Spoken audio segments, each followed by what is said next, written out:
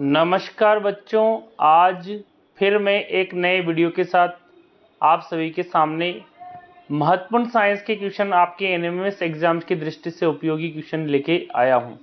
तो साथियों, वीडियो को अंत तक देखिए और हर क्वेश्चन इम्पोर्टेंट है आपके लिए। देखिए, पहला क्वेश्चन आपके लिए ओपन हो जाता है। तो देखिए, पहला क्वेश्चन कह रहा है HIV संबंधित है, यानी कि HIV का जो पूरा नाम है ह्यूमन इम्यूनो डेफिशिएंसी वायरस, यानी कि जो HIV जो एड्स जो रोग है उससे संबंधित है, यानी कि जो हमारा चौथा ऑप्शन करेक्ट आंसर है एड्स से। परम शून्य ताप कितना होता है? तो देखिए, -273 डिग्री सेल्सियस जो है परम शून्य ताप होता है। देखिए, अगला क्वेश्चन है सूचना और संचार प्रौद्योगिकी यानी कि ICT का प्रारंभ कब हुआ?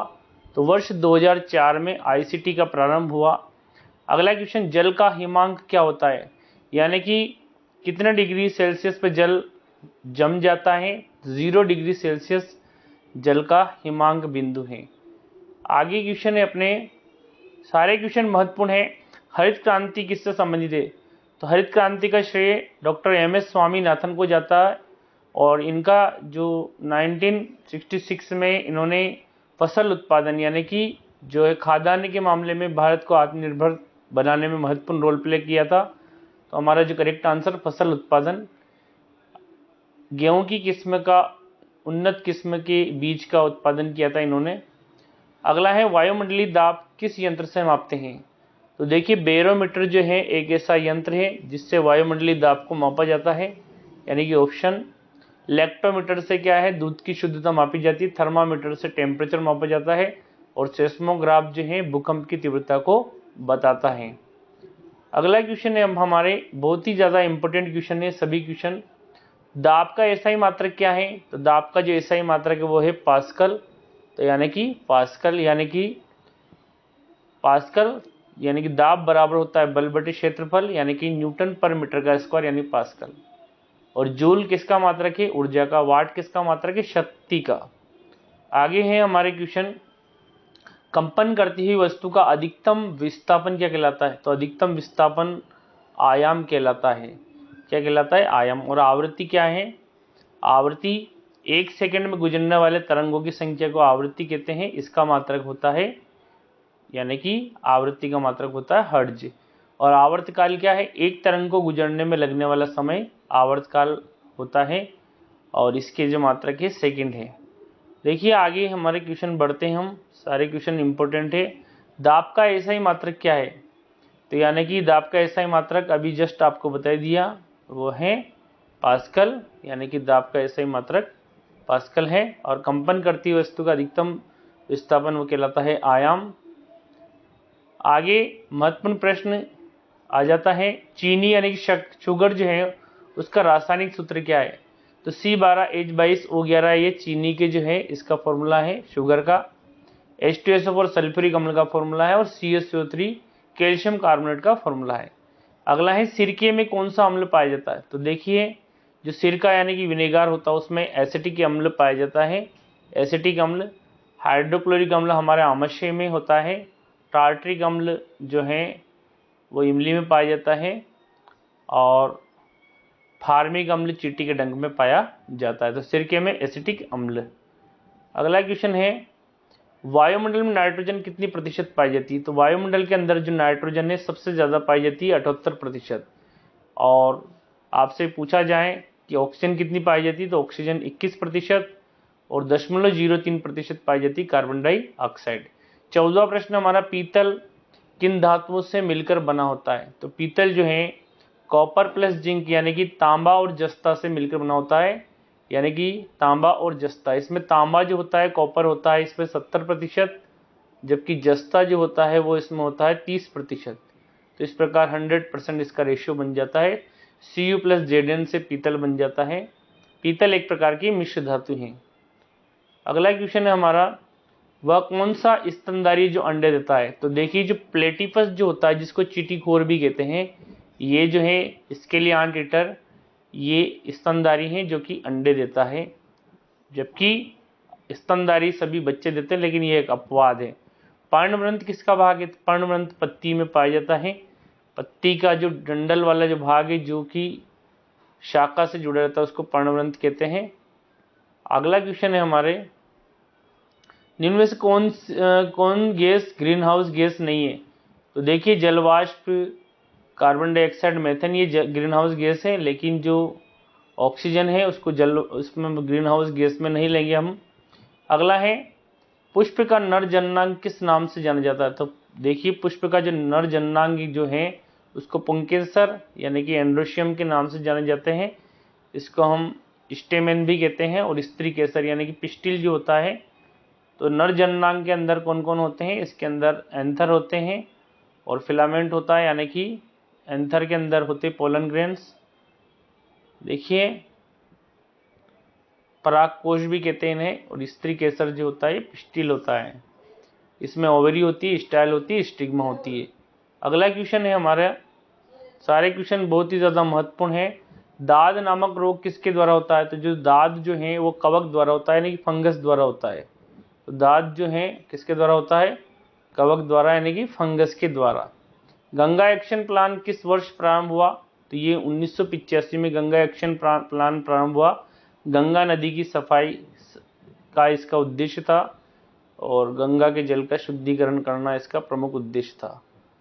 देखिए अगला क्वेश्चन है, कोशिका का कौन सा भाग यानी कि कौन सा जो कोशिकांग है प्रोटीन संश्लेषण में सहायक है?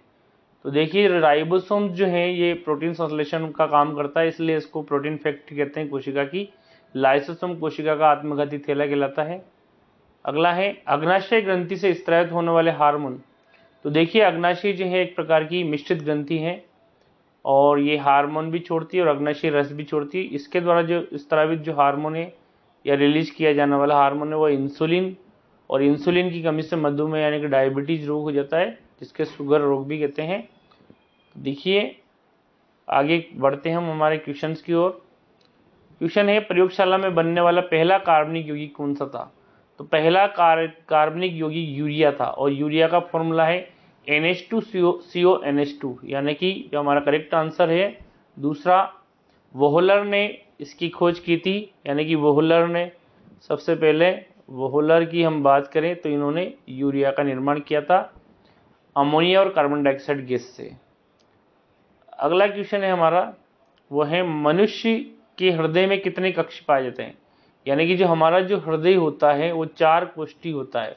ऊपर वाले दोनों आलिंद होते हैं, दायां बायां, और नीचे वाले नीले होते हैं, यानी कि ऊपर वाले एट्रियम और नीचे वाले वेंट्रिकल्स। तो 4 कोष्ठी होता है हमारा हृदय। तो ऑप्शन 2 हमारा करेक्ट आंसर, 4 कोष्ठी। जबकि मेंढक का जो हृदय है वो 3 कोष्ठी होता है। अगला क्वेश्चन है हमारा, मानव शरीर का केल्विन में सामान्य ताप कितना होता है? तो देखिए केल्विन में हम बात करें तो देखिए 0 डिग्री सेल्सियस जो होता है वो होता है 273 केल्विन के बराबर। तो हमारा होता है 37 डिग्री सेल्सियस टेम्परेचर। तो इसमें 273 जोड़ दीजिए तो हमारा आंसर आ जाएगा, कितना आ जाएगा? 310। तो ये केल्विन में निकल कर आ जाता है।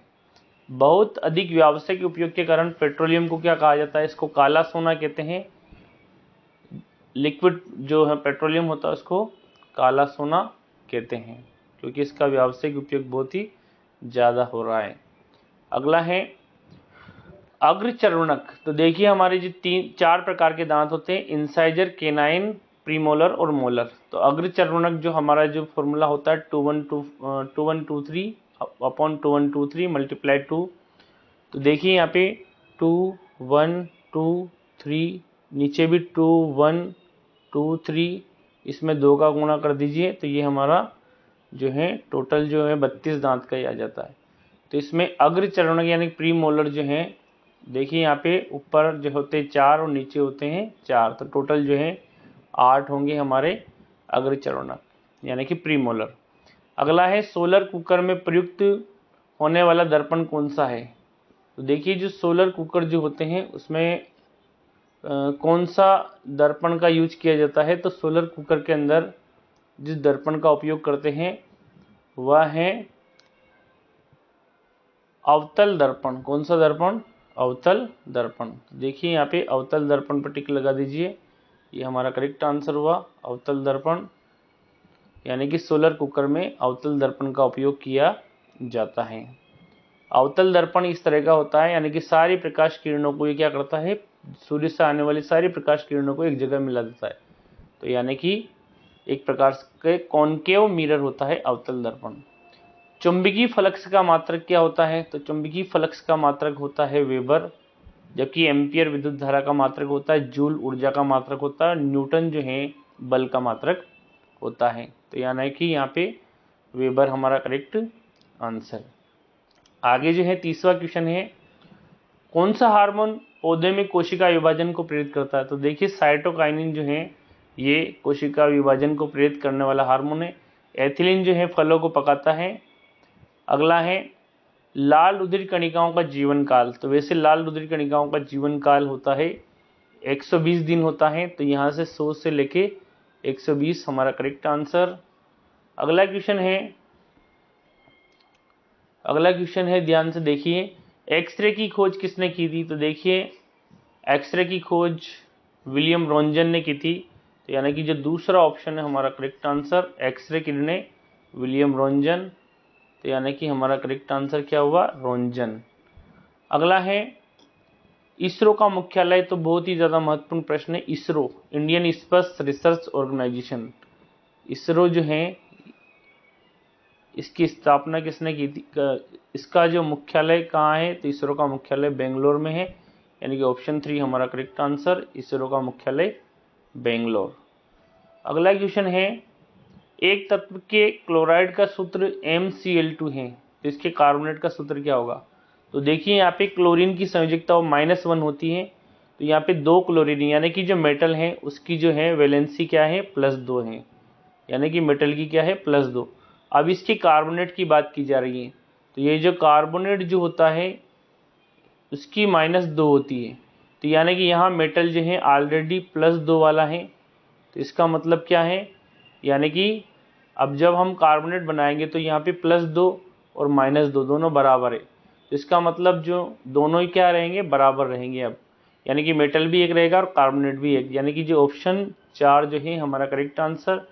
यानी कि यहाँ पे 2 वैलेंसी वाला कोई सा भी मेटल ले सकते हैं हम, चाहे कैल्शियम ले लो तो CaCO3 बनेगा, Mg लेंगे तो MgCO3, यानी कि कहने का मतलब जो है एक ही मेटल होगा, क्योंकि और वो जो मेटल होगा उसकी +2 वैलेंसी होगी। अगला है पौधे उत्सर्जन क्रिया में क्या निकालते हैं। देखिए गोंद भी निकालते हैं, रबर भी, टेनिन भी।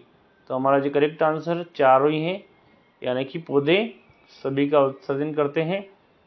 तो इस प्रकार हमने कुछ महत्वपूर्ण प्रश्न आज के इस वीडियो में देखे हैं। सारे क्वेश्चन आप सभी के लिए बहुत ही ज़्यादा महत्वपूर्ण है NMS एग्जाम की दृष्टि से। तो देखिए एक बार और रिवाइज कर लेते हैं। पौधे का उत्सर्जन क्रिया में निकालते हैं तो तीनों चीज़ निकालते हैं। ये जो है अगर क्लोराइड का फॉर्मूला दिया हुआ है तो मेटल जो है उसकी वैलेंसी +2 है, तो यहाँ पे +2 वाला और कार्बोनेट बनाएंगे क्योंकि कार्बोनेट की -2 है तो दोनों बराबर हो जाएंगे। एक्सरे की खोज रोंजन ने की थी। इसरो का मुख्यालय बेंगलोर में है। और कोशिका विभाजन को प्रेरित करने वाला हार्मोन साइटोकाइनिन। RBC का जीवन काल 120 दिन। अग्रचरणक यानी प्रीमोलर होते हैं 8। सोलर कुकर होता है अवतल मिरर यानी कि अवतल दर्पण। चुंबकीय फ्लक्स का मात्रक होता है वेबर। मानव शरीर का केल्विन में तापमान होता है 310 केल्विन। 0 डिग्री सेल्सियस जो होता है वो बराबर होता है 273 केल्विन के। तो जब भी हमें सेल्सियस दिया हुआ है तो उसमें 273 जोड़ दीजिएगा तो आपका केल्विन में आ जाएगा। काला सोना कौन है, पेट्रोलियम। प्रयोगशाला में वोलर ने पहले कौन सा कार्बनिक यौगिक बनाया था, तो यूरिया बनाया था। कौन सा बनाया था, यूरिया। यूरिया का जो फॉर्मूला है वो क्या है, NH2CO NH2। यूरिया का फॉर्मूला याद रखिए, यूरिया यानी कि NH2CO NH2। और मानव के हृदय में कितने कक्ष होते हैं, 4। कोशिका का प्रोटीन फैक्ट्री यानी कि प्रोटीन संश्लेषण राइबोसोम।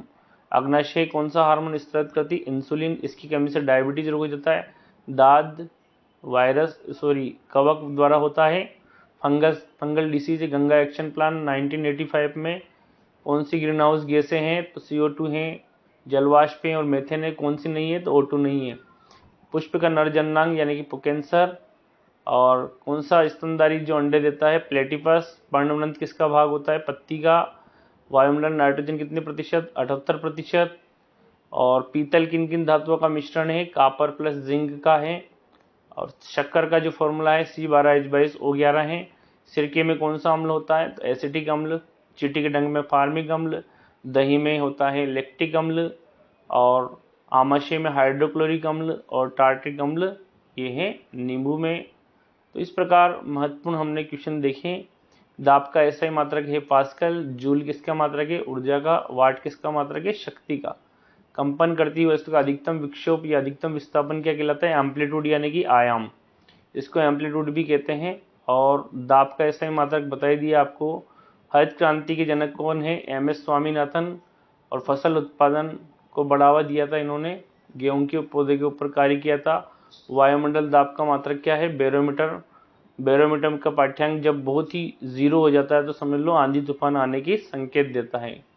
और सूचना और संचार प्रौद्योगिकी ICT 2004 से इसका संबंध है।